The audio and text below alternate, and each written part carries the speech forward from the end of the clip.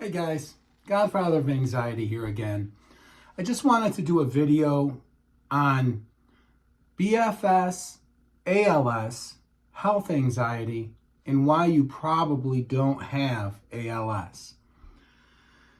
So, as I made another video about benign fasciculation syndrome, which is a condition that I have never been diagnosed with by a neurologist, but I am assuming I have since my calves have been twitching since 2008. And I have no loss of function, no loss of strength. And since then, the twitching, I do have muscle twitching in other areas as well. Muscle twitching that I've had for months, weeks, months, or even probably close to a year at a time in different spots on my body. So my intention with this video is not to keep somebody who is having a neurological issue from getting the help they need at their primary care doctor and from a neurologist. So let me preface that by saying that. That's not my intention. As you guys know, my channel is a mental health channel focused primarily on anxiety spectrum conditions. So what my intent is with this video is to keep people who have underlying mental health issues from ruining large portions of their lives because of inordinate and not sane worry about a perceived health condition. So what I'm going to do here is I'm going to cover, sequentially, I'm going to cover signs and symptoms that make ALS a very unlikely diagnosis. And I know there's no shortage of either videos like this or information like this on the internet, but every time that I Google this type of information, I always end up coming across a lot of, scary information that, in my opinion, is designed to get people to continuously click or to go see a specific type of doctor, as opposed to, putting people's minds at ease. I understand the line that you're walking here. I understand you want people who have these issues to get them treated and diagnosed. But in particular, in a condition like, amyotrophic lateral sclerosis, the disease is going to declare itself. It is. And it is important to get it diagnosed early so that you can take steps to be able to transition into a different life that you're going to have as the disease progresses. But so much more frequently, I encounter people who are concerned that they have ALS and who, really very likely do not have that. And again, that doesn't mean that you don't have some neurological condition, because you very well may. But the first one I want to talk about is muscle twitching with no loss of function or weakness. So what I'm talking about here is muscle twitching with no loss of function or weakness. So this is different than perceived loss of function and weakness, especially for those of us with anxiety spectrum conditions, because we are going to catastrophize, worst case scenario, and we're going to analyze things to the point where we're going to notice things that really aren't there. Or if they're there, they've always been there, and we just never noticed them because our anxiety was not fixated on that particular thing. So, for instance, you get twitching in your calves, and then you start testing your strength constantly. Well, if you're testing the strength in a muscle constantly, you're probably going to have some weakness. You might notice some things, some some balance abnormalities that you have never noticed before. You might notice, oh wow, this muscle looks different than that muscle. You know, what's going on? Am I losing function in that leg? You know, again, just things that are not actual losses of strength or function, but are little idiosyncrasies that we're noticing because of our hyper focus on the idea that we may have this neurodegenerative condition that's going to lead to our demise. And let's face it, you know, I have a great deal of empathy and sympathy for people who are unfortunate enough to have ALS. It is a nightmare. It is a nightmare of a condition to have. And for a lot of us, it's like a worst case scenario type deal, right? But that doesn't mean that you have it. That doesn't mean that you have it. It's actually still, even though the prevalence of ALS has increased, it's still a relatively rare condition, especially if you don't have any family history of it. It becomes an increasingly unlikely condition for you to have. About 4 cases in every 100,000 people. And again, those people are almost always going to be from age 40 to 70, or the numbers go down and become even less likely. Not impossible. You know, impossible, there's very few things that fall into that category, but that doesn't mean that you should spend your life or your time worrying about it. So if you don't have any actual loss of function, actual weakness, and you have some muscle twitching, even if it's persistent, even if you've had it for months, even if you've had it for over a year, if the muscle is still working well, it's very unlikely that this is ALS. Very, very unlikely. And how many stories have you heard of ALS where somebody had muscle twitching for months or years and then finally started to lose function and had to go to the doctor? That's not what happens with ALS. With ALS, the twitching is a sign that the motor neuron is dying. That is what it is. So if you're having twitching, persistent twitching, and you have ALS, it's not that might not be one of the first things you notice, but you'll also notice, to go along with that, you'll also notice some muscle wasting, some loss of function.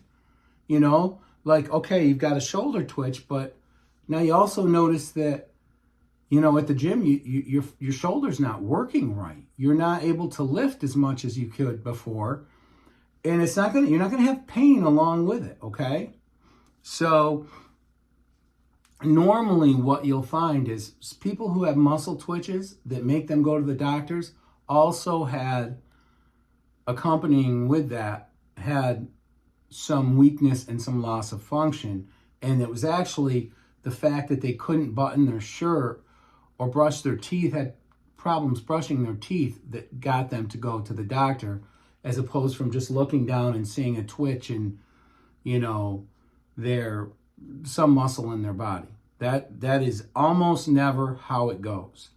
So if it's just twitching, it's not anything to, you know, get extremely concerned about. It is definitely worth talking to your primary about it. It may even be worth a visit to a neurologist, because there's a variety of other things that can cause persistent muscle twitching in an area in your body that maybe could be helped with there could be some type of cervical condition or a pinched nerve that maybe could be helped by surgery, or there are a number of conditions, even other neurological conditions that can cause this. But again, if the primary thing is just muscle twitches and everything else is you're projecting, don't get too concerned about it.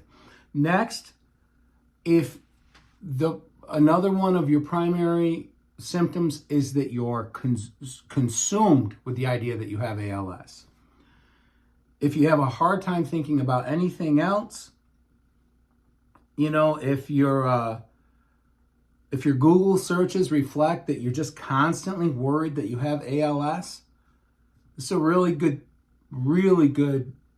sign that you don't have ALS.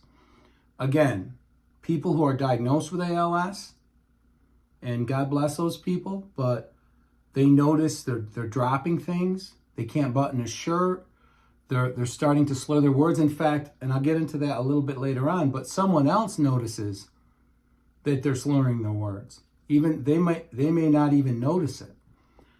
And they're experiencing actual loss of function.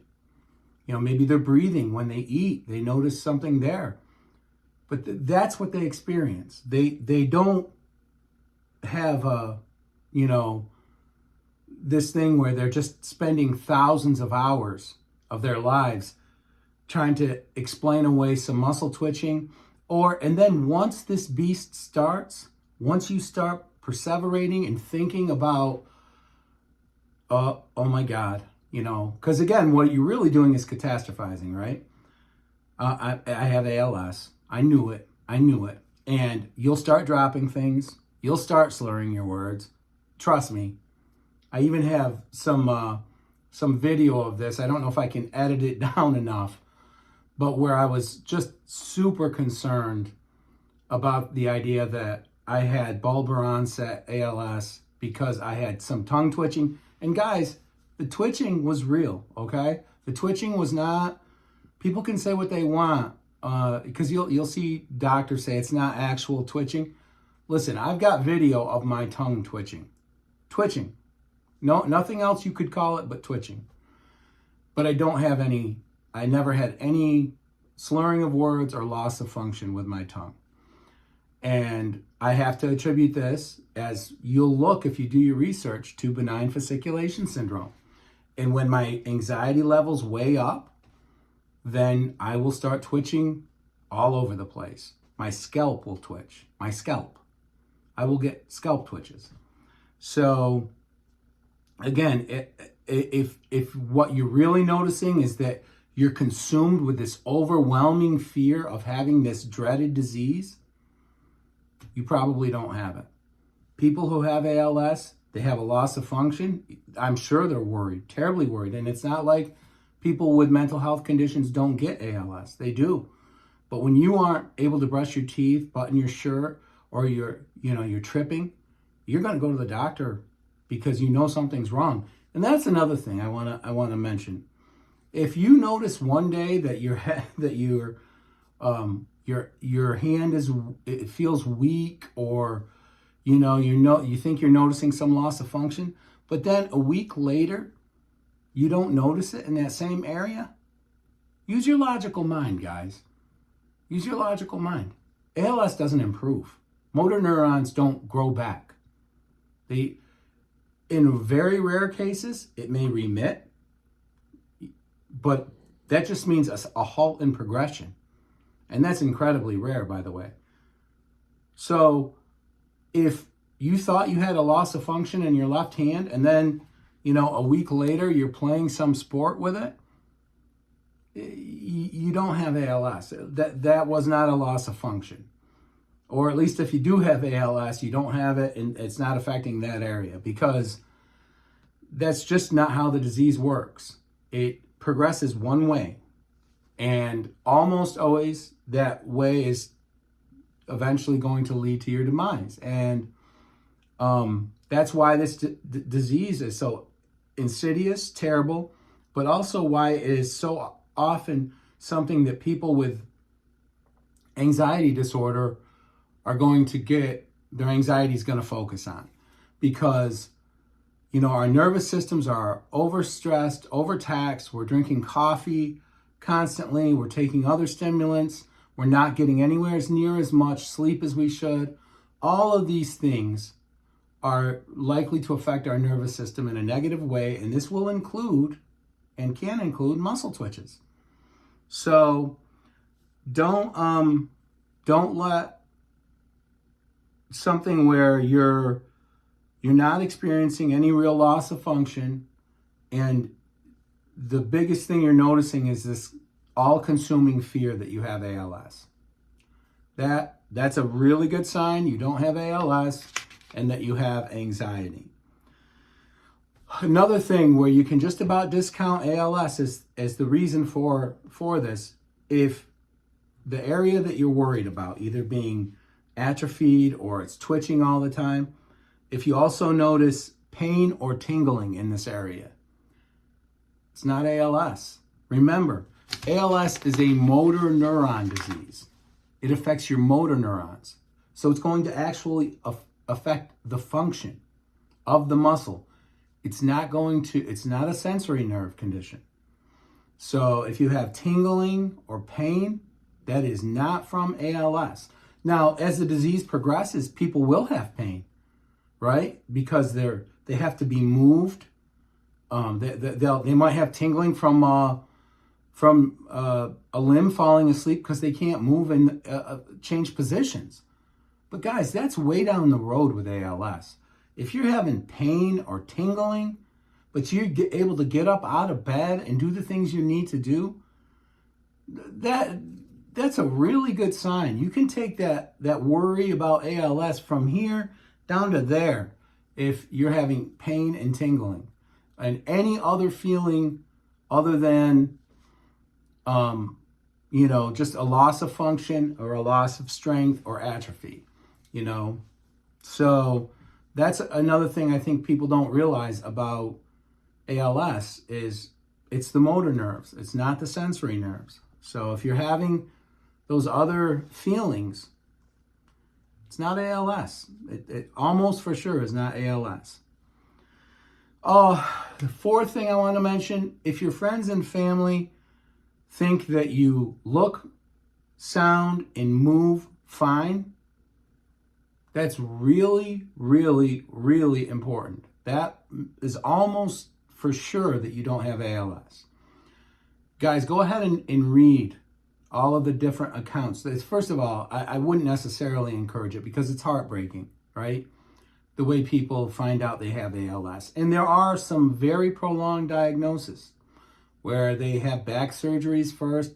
You guys, if you guys are worried about this, you probably read all these accounts as well. But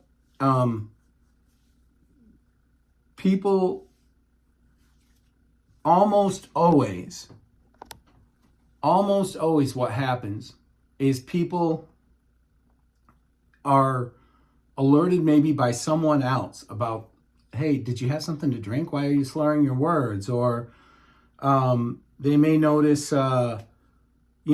something about your gait looks off, like the drop foot thing, or, because generally we just get up and we move and we do things, right? You don't think. These are involuntary movements, a lot of them. And even the ones that are voluntary, we're just following routines, I get up in the morning, I get out of bed, take a shower. Everything's a routine. If all of a sudden you can't turn the shower head, or when you go to button your shirt to get up and go to work or whatever, and you can't, or it's very difficult, that's the kind of thing that happens with ALS. But if everybody says, no, you look fine, I don't notice any difference in the way you're saying your words at all, then you're probably okay. And again, this isn't none of these things I'm mentioning are 100%. But man, if it all starts to sound familiar, I'm telling you guys, it's anxiety. It's anxiety. It's benign fasciculation syndrome. It could be some other neurological condition. Could have to do with a pinched nerve. It could have to do with, both MS and Parkinson's are way more likely, and I mean way more likely, than ALS. So MS, that's about 100 out of 100,000 people that have MS.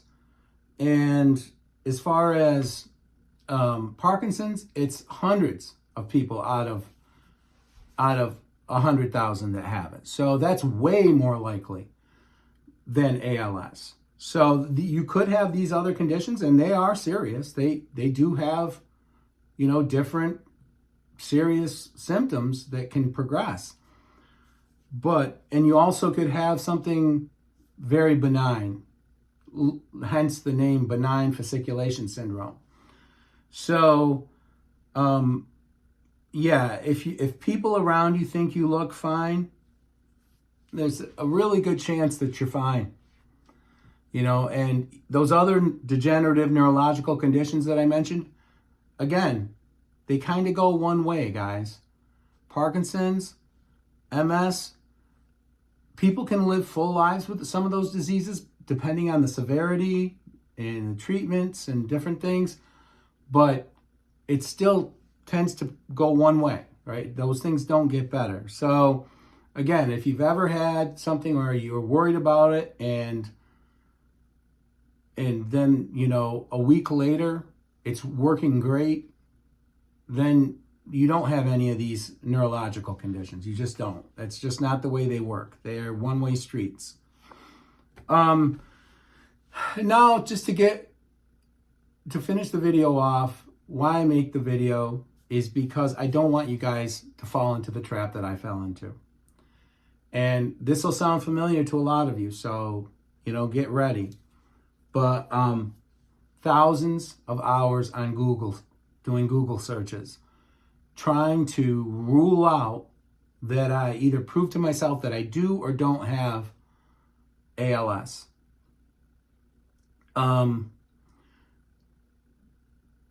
Just terrible when you're going through that, because again, you come across these stories, they'd scare anybody because that is such a devastating disease.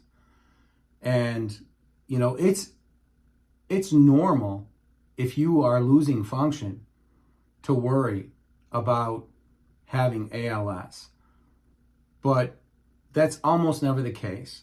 With people with anxiety, it's so much more likely that and I told you guys too, remember, neurotypical people in the second year of medical school almost always think, like 50% of them think they have, and these are neurotypical people, 50% of them think they have one of the serious conditions that they're studying. So when we start looking at stuff and you already have a pre-existing mental health condition, I'll spare you the suspense. You're going to think you have it.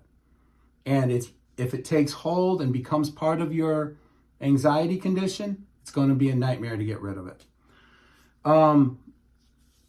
Another thing that I did was unending exams, tests of strength and tests of function. I still have to fight myself on this because, like I've told you guys, my calves never stop twitching. They never stop.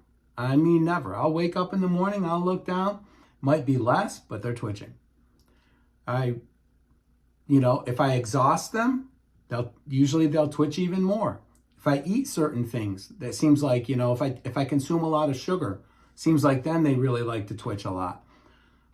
But as far as I know, I've had no loss of function. This has gone on for 16 years now? At least 16 years I've had this, and with no loss of function. So that's why, again, although I haven't had an official diagnosis from a doctor, I assume this is a benign condition, or perhaps something to do with working physical jobs and playing sports for decades, and I have a pinched nerve or something. I don't know. I did present that scenario to my primary, and she seemed pretty incredulous on that one. So whatever. All I know is it's not getting worse. But I would, it's funny looking back on it now, because one of my relapses was primarily a health anxiety relapse, and that was the one during the beginning of the pandemic. And about 3 months into it, I had full-blown health anxiety, and it was primarily focused for a while on my concern that I had ALS.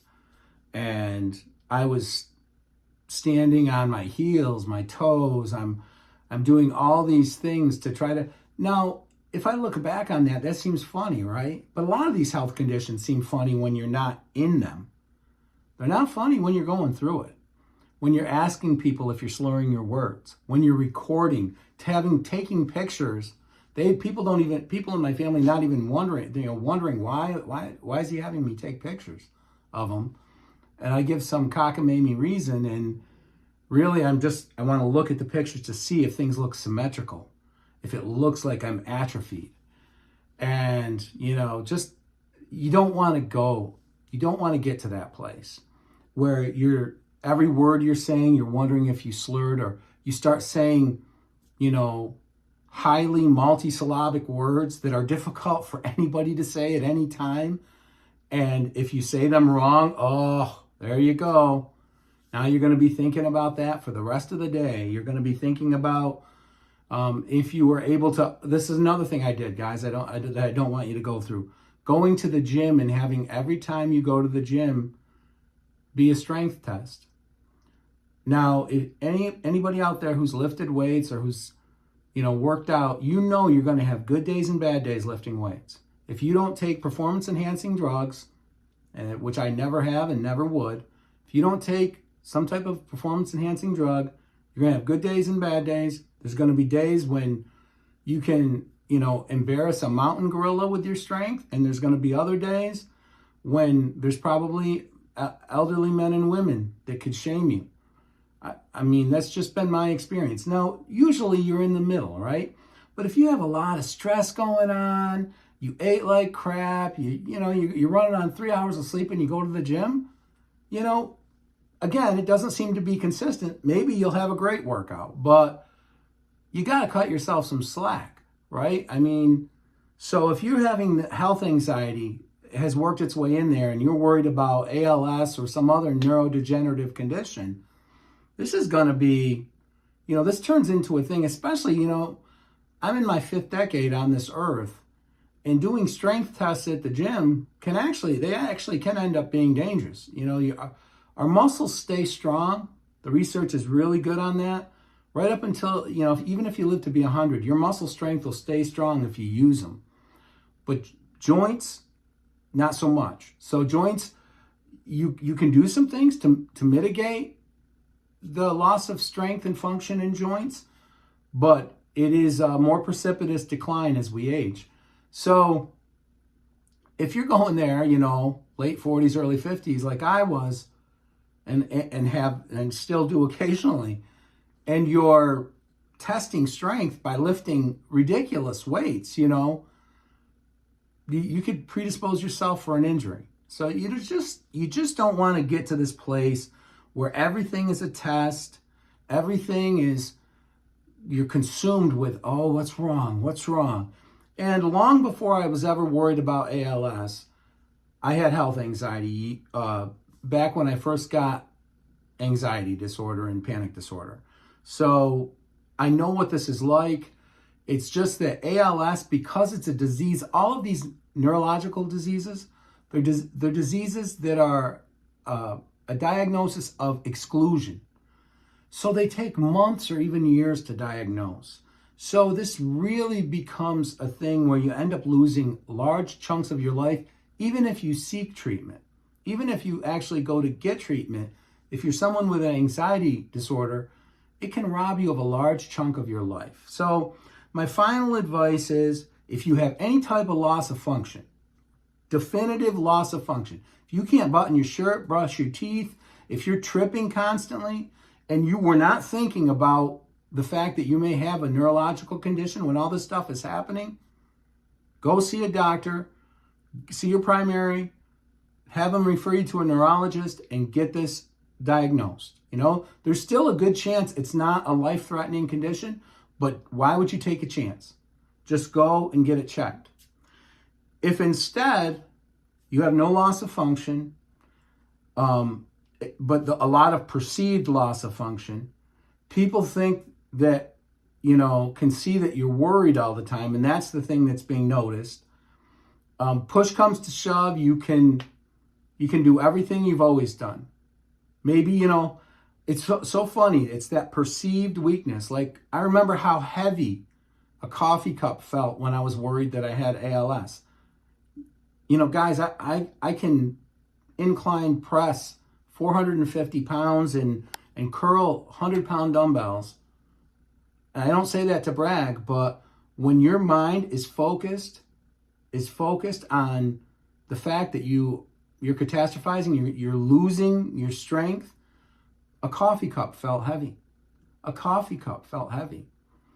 Another thing I noticed too is just, this video is going longer than I wanted it to, but another thing I noticed, a lot of us who work physical jobs or computer jobs, we're going to get carpal tunnel.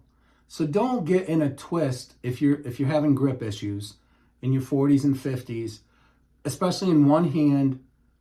If you can still move all of your digits and everything correctly, there's a good chance you may have carpal tunnel syndrome. And actually, that was one of the things that my primary said I did have, which was probably why, I know in my left hand, I was really worried about weakness. Anyways, guys, if you don't have any actual loss of function and the predominant thing is that you're worried about it, try to get it out of your head. A trick that I learned with this is try to imagine you have some other terrible thing. If that starts to take hold and you start to not think about the loss of function that you're having with your leg or your hand or whatever, or your tongue slurring words, there's your answer. You got your answer. It's definitive. Neurological conditions, they go one way. They go one way. They get worse. If that's not what's happening with you, you don't have a neurological condition. You don't have ALS. You don't have that. So just made the video to try. First of all, my other videos about benign fasciculation syndrome have been well received. And secondly, I don't want people, and this is the main thing, don't waste your life worrying about things, especially diseases of exclusion that take months or years to diagnose when you don't have any actual loss of function. So I just don't fall into that trap. The one thing I've never been able to do is get back the time that I've lost on Google or performing tests on myself or hyper focusing and reading all of these terrible stories about real people that have gone through the actual worst case scenario where they get a diagnosis like ALS. So that's basically all I wanted to say. Guys, like, share, subscribe. I appreciate so much the support for the channel. It's been amazing. And until my next video, take care.